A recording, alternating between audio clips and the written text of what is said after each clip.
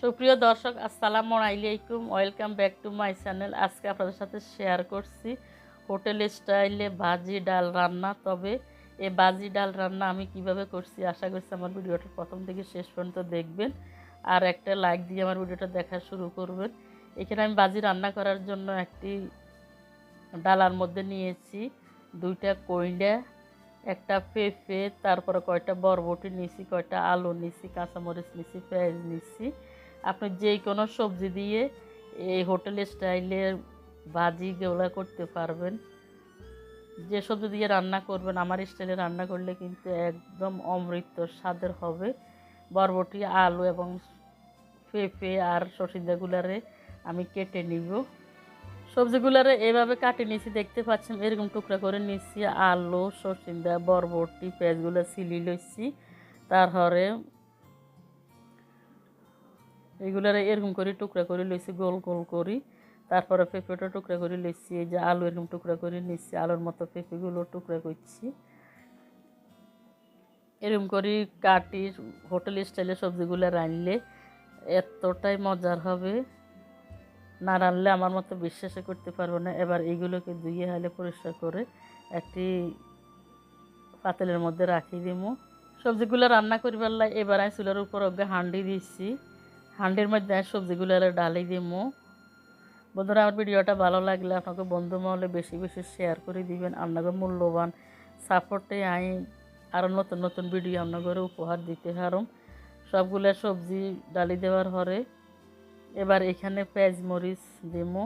এখানে আমি পরিমাণ মতো পেঁয়াজ মরিচ কাটি লইছি। এখানে 4-5টা পেঁয়াজরে কুচি করে কাটে লইছি, 4-5 কাঁচামরিচরে হাইলে দিচ্ছি।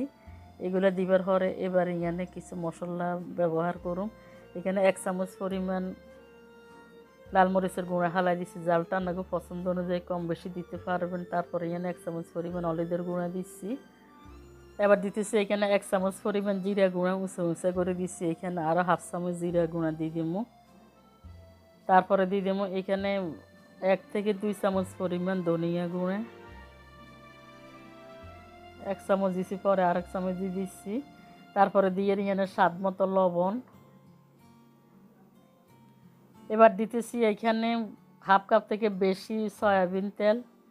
আপনারা যে কোনো তেল ব্যবহার করতে পারেন, কোনো সমস্যা না। তেলটা অবশ্যই বাড়ায় দিতে হবে যেহেতু হোটেল স্টাইলে রান্না করছি। তারপরে দিয়ে এখানে 2 চামচ পরিমাণ আদারে একদম ছেঁচি দিচ্ছি, বাটি নেই। ছেঁচি দিলে কিন্তু এই আদাটা দাঁতের নিচে পড়লে অনেক মজা লাগবে। তারপরে এখানে দিচ্ছি আপনার হাফ বাটা এখানে রসুন 1 চামচ দিচ্ছি। মোট এখানে 2 চামচ রসুন বাটা দিচ্ছি, যেহেতু আমি সোপের বাটি দিয়ে দিচ্ছি, মানে সোপের চামচ দিয়ে দিচ্ছি, সেহেতু অনেকগুলো রসুন উঠছে। তারপরে এগুলোর আপনারা চাইলে হাত দিয়ে মাখিয়ে নিতে পারবেন।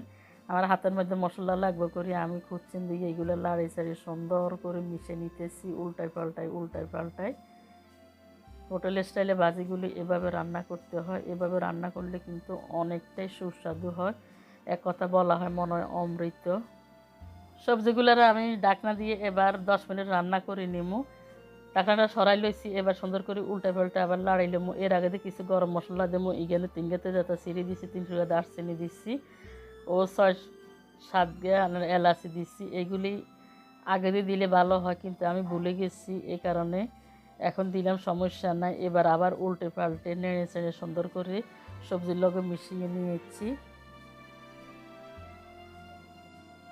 এবার আবার ঢাকনা দিয়ে আরও কতক্ষণ রান্না করিলাম। রান্না করতে করতে প্রায় আরও 10 মিনিট রান্না করে নিয়েছি। সবজিগুলো দেখছেন অনেক কমে গেছে আর কালারটাও সুন্দর আসছে। এবার আমি আবার দড়ি উল্টা পাল্টায় নিব। এখানে অন্য কোনো পানি ব্যবহার করিনি, সামান্য একটু দিচ্ছি হাত দুই। এই হানি থেকে আর সবজি থেকে যে হানি বাড়িয়েছে এগিয়ে দিয়ে কষাই নিছি। এবার অফ ক্যামেরা এখানে আমি 1.5 কাপ পরিমাণ বুটের ডাল রে সুন্দর করে সিদ্ধ করে একদম 100% থেকে 95% সিদ্ধ করে লইছি, মানে নরম করে লইছি। এবার এখানে আমি ডালে দিচ্ছি সবজির মধ্যে বুটের ডালগুন রে। হোটেলে কিন্তু এরা আলাদাই বুট রান্না করে আর আলাদা সবজি রান্না করে। অনেক সময় আছে আবার বুটের ডাল দিয়ে সবজি দিয়ে রান্না করে। এভাবে রান্না করলে কিন্তু আসলে রুটি পরোটা দিয়ে সকালবেলা খাইতে অসাধারণ লাগে। এবং আমরা ভাত দিয়েও খাইতে পারবেন, অনেক মজা হয়। আমি দুইভাবে খেয়েছি। এবার বড় ডালগুলো দেবার হরে সুন্দর করে আবার নেড়ে চেড়ে মিশিয়ে নিবার হরে দিয়ে ডাকনা দিয়ে আবার কতক্ষণ রান্না করে লইছি। দেখতে পাচ্ছেন একদম ডাইলে আর সবজি সুন্দরভাবে কষানো হয়ে গেছে। এবার এখানে আরও কিছু হানি দিমু। যেহেতু সবগুলো মিশানো গেছে সেহেতু বেশি একটা পানি দেওয়া লাগবে না। এখানে 1.5 কাপ পরিমাণ হানি দিচ্ছি। হানিগুলো দিবার হরে দিয়ে আবার লাড়াই চাড়িয়ে সুন্দর করে মিশিয়ে নিতেছি। এবার চুলের আগুনটা একটু কমাই দিয়ে এই হানি দিয়ে সুন্দর করে আমি ভাজিটা রান্না করে নিব। রান্না করতে করতে ভাজিগুলি ডালগুলি রান্না হয়ে গেছে। দেখতে পাচ্ছেন কালারটা কত সুন্দর আসছে। আর জলটা আরও বসে দিব ঠান্ডা হইবার পরে। এদিকে আমি একটা ফ্রাই প্যান বইয়েছি, ইয়ানে একটা বাগার তৈরি করে নেব। এই বাগারে কিন্তু ডাল ভাজির আসল গ্রামটা পাইবেন এবং আসল স্বাদটা পাইবেন। এখানে আমি 4-5টা রসুনের কোয়ারে টুকরা টুকরা করি তেলের মধ্যে একদম লাল লাল করে ভাজিলমু। রসুনটা প্রায় বাদামি কালার বাজার হয়ে আসছে। এবার এখানে 1 চামচ পরিমাণ পাঁচফোড়ন দিচ্ছি। টাটকা তেলের মধ্যে পাঁচফোড়নটা দেওয়ার পরে কিন্তু সরিষাগুলো একদম লাফালাফি করতেছে। বেশি একটা বাজা যাবে না, তাহলে তিতে হয়ে যাবে। এবার এখানে 1/2 চামচ পরিমাণ আস্ত জিরা দিচ্ছি। এই গেন্ডারে একটু হালকা বাজি তারপরে ঠাস করে সবজির মধ্যে হালাই দিব। এবার আমি সবজিগুলো এই পাঁচফোড়নের মধ্যে তেলের মধ্যে ডালে দিচ্ছি। দেখতে পাচ্ছেন একদম চতুর্দিকে গ্রানটা ছড়াই গেছে। যখন আপনি রান্না করবেন তখন বুঝতে পারবেন এতটাই গ্রান চতুর্দিকে ছড়াই গেছে। দেখতে যেরকম অসাধারণ কালার, খেতে কিন্তু অসম্ভব মজা হয়েছে। এই বাজা দিয়ে সাধারণত রুটি পরোটা দিয়ে খাবেন, তাহলে চমৎকার মজা পাইবেন। আবার ভাত দিয়েও খাবেন, এতটাই মজা লাগবে। হোটেলে তো সকালবেলা তারা পরোটা বেচে আর এরকম ডাল ভাজি বেচে। সবাই ভালো থাকবেন, সুস্থ থাকবেন। দেখা হবে নতুন কোনো রেসিপি নিয়ে। আল্লাহ হাফেজ।